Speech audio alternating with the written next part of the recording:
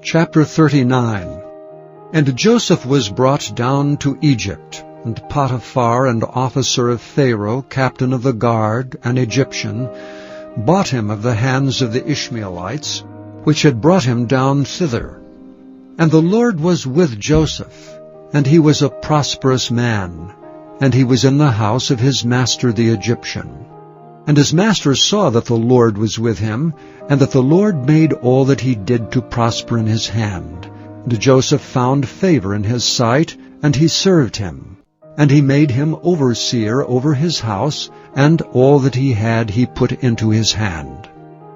And it came to pass from the time that he made him overseer in his house and over all that he had, that the Lord blessed the Egyptian's house for Joseph's sake. And the blessing of the Lord was upon all that he had in the house and in the field. And he left all that he had in Joseph's hand, and he knew not aught he had, save the bread which he did eat. And Joseph was a goodly person and well favored. And it came to pass after these things that his master's wife cast her eyes upon Joseph, and she said, Lie with me. But he refused, and said unto his master's wife, Behold, my master wotteth not what is with me in the house, and he hath committed all that he hath to my hand. There is none greater in this house than I, neither hath he kept back anything from me but thee, because thou art his wife. How then can I do this great wickedness, and sin against God? And it came to pass, as she spake to Joseph day by day, that he hearkened not unto her to lie by her, or to be with her. And it came to pass about this time that Joseph went into the house to do his business, and there was none of the men of the house there within. And she caught him by his garment, saying, Lie with me. And he left his garment in her hand, and fled, and got him out. And it came to pass, when she saw that he had left his garment in her hand, and was fled forth, that she called unto the men of her house, and spake unto them, saying, See, he hath brought an Hebrew unto us to mock us.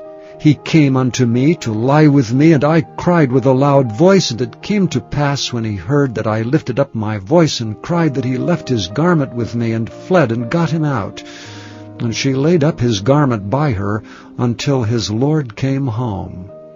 And she spake unto him according to these words, saying, The Hebrew servant which thou hast brought unto us came in unto me to mock me. And it came to pass, as I lifted up my voice and cried, that he left his garment with me and fled out.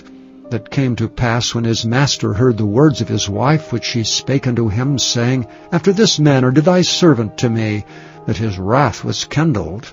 And Joseph's master took him and put him into the prison, a place where the king's prisoners were bound, and he was there in the prison.